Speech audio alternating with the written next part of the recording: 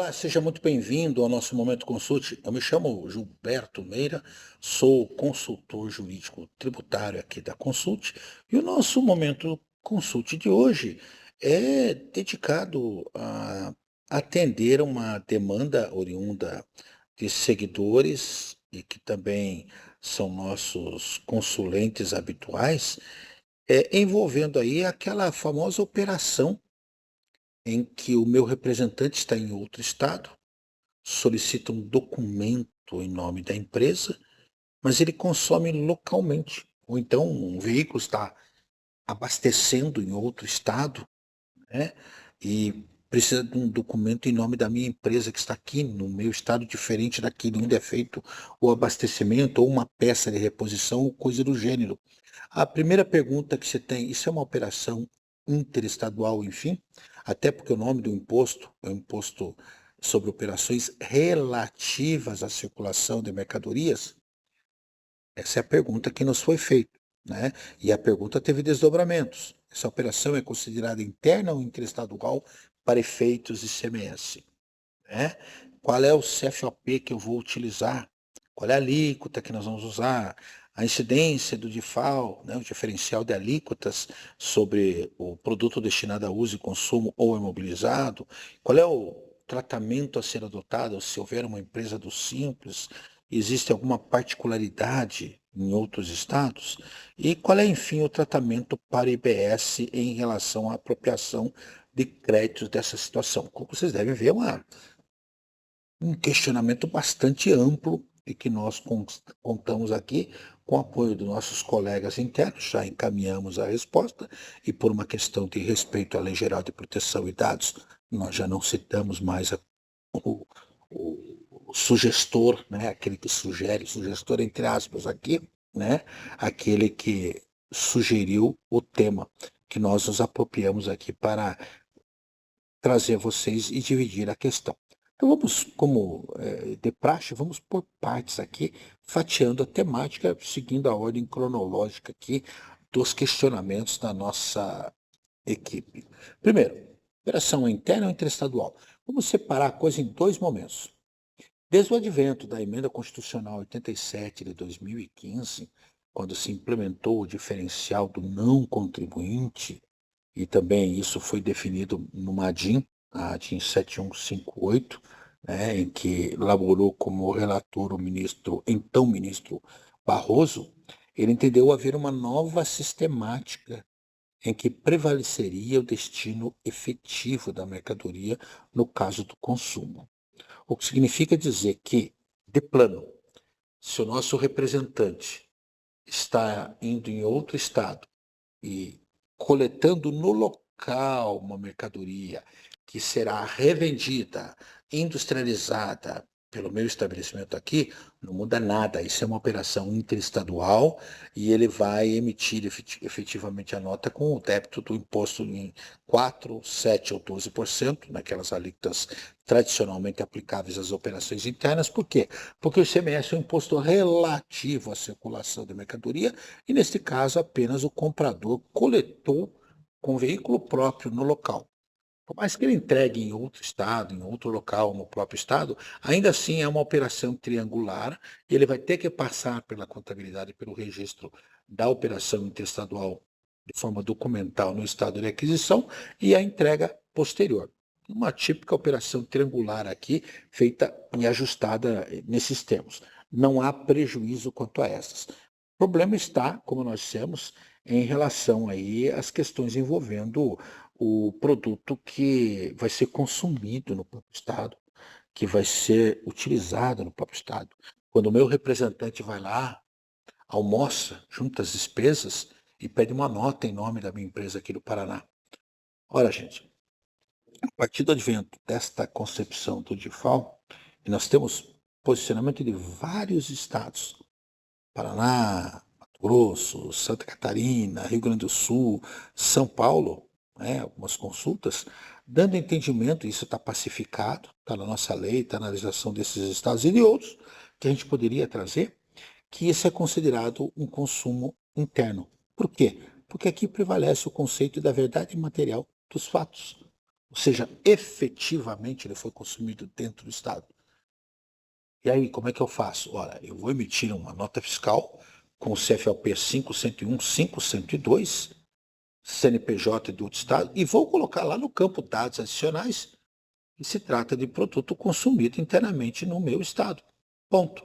No registro feito no IFD por parte do adquirente, ele vai informar o não cabimento do diferencial, observar para alguma eventual futura verificação, né, que o produto se consumiu naquele estado. E aqui, como nós temos vários posicionamentos do setor consultivo, né, eu não vou ficar elencando, mas no material depois de publicado o inventário, eu vou colocar embaixo as consultas que nós localizamos nesses estados, o Paraná, Mato Grosso, Santa Catarina, Rio Grande do Sul e São Paulo, todas concernentes ao mesmo entendimento, que não cabe de FAO, que isso não é operação interestadual e, por conseguinte, a alíquota a ser aplicada é a alíquota interna.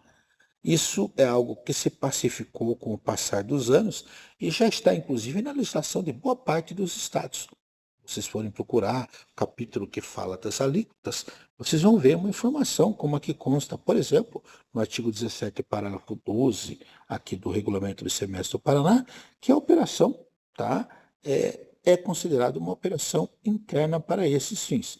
E a maioria dos sistemas hoje possui lá águias, campos, para que você faça esses referenciamentos de forma que mostre, tá, que a operação é uma operação presencial ou não presencial, conforme o tratamento tributário.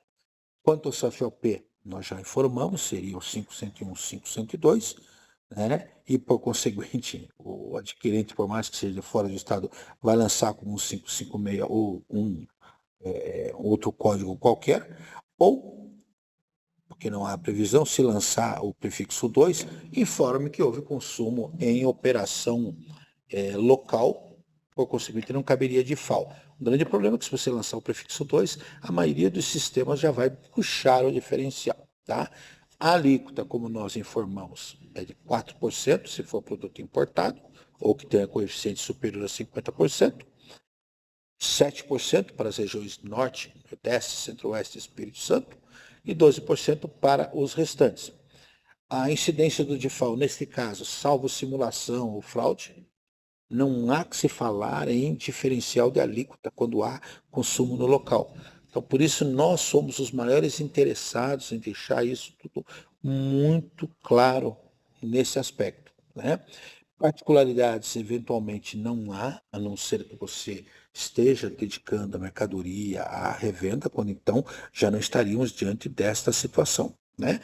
E, por derradeiro, fica a pergunta: qual é o tratamento tributário no contexto do IBS e da CBS, especialmente em relação à apropriação de créditos? Bom, primeiro que muda tudo, né?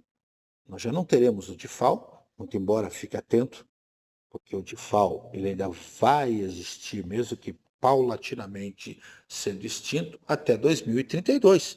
Então, em 2029, 10% já é IBS, tiramos 10% de ICMS. 2030, 20%, 2031, 30%, 2032, 40% e extinguindo-se o ICMS a partir de 2033, quando então o diferencial deixará de existir. Nós não teremos mais essa problemática, né, de saber se tem ou não tem DIFAL quando o IBS estiver 100% implantado. Né? É fundamental que nós saibamos que o princípio do destino prevalecerá. A única preocupação que eu tenho é saber para onde vai, para saber qual é a carga tributária. Né? Se eu estiver consumindo no local, é natural que nós tenhamos aí, né, uma definição, né, de consumo interno, a depender do regulamento. Então, isso pode evoluir, certo? O aspecto atinente aí, o creditamento, se nós formos pegar lá a Lei Complementar 214, nós só teremos direito a crédito se isso não for configurado como bem de uso pessoal. Né? Então, a alimentação não vai gerar direito ao crédito porque a lei complementar estabeleceu restrições. No entanto, peças, produtos que têm a ver com a própria atividade da empresa, esses darão direito ao crédito. Sempre lembrando que o direito ao crédito vai ficar vinculado àquelas formas de compensação. Primeiro, compensação propriamente dita, Se o vendedor tem saldo credor e compensa, você pode fazer. Se houver o pagamento efetivo, a liquidação, sempre com o documento fiscal.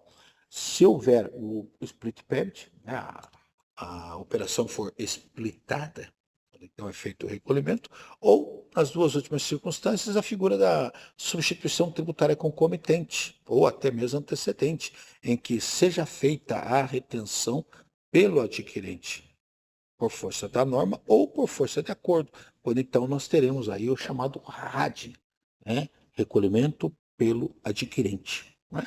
Feitas essas ponderações, esperando aí ter auxiliado, agradecendo a oportunidade do tema que nos foi passado, nós esperamos contar com vocês em próximas oportunidades, lembrando aqueles que nos acompanham, que nós estamos tanto aqui no YouTube quanto também lá no YouTube, perdão, aqui no YouTube e lá no Spotify, sempre dizendo que aqueles que nos ouvem no Spotify sabem que se precisar um vínculo da legislação, onde é que está escrito isso, por exemplo, hoje eu citei consultas, vai ter que ir lá na nossa página no YouTube verificar no comentário que nós fazemos, sempre emendando o vídeo, os links da legislação, das consultas e das referências que nós fazemos. E se você quiser informações complementares, quiser discutir um pouco mais do tema, quiser sugerir pauta, você pode ou lá embaixo fazer observações desta magnitude, esclarecendo tudo que você julgar necessário por ali, ou então mandar um e-mail para momentoconsulte@consulte.com.br, tá? De resto, fica o nosso agradecimento por você nos dar o prazer da sua companhia, pedindo a você que curta, que comente, que compartilhe e principalmente, se você não fez, cadastre-se. Que aqui embaixo você tem uma sinetinha e toda vez que houver alteração, novo texto, você vai poder recebê-lo, tá? Nós fazemos aqui o nosso Momento Consulte com a nossa equipe de forma bastante feliz e de forma calorosa, porque nos parece que temos tido aí um apoio daqueles que nos acompanham, entregando material de qualidade. Até porque muitas das pautas são sugeridas por aqueles que nos acompanham, tá bom? Gente, um abraço, até a próxima.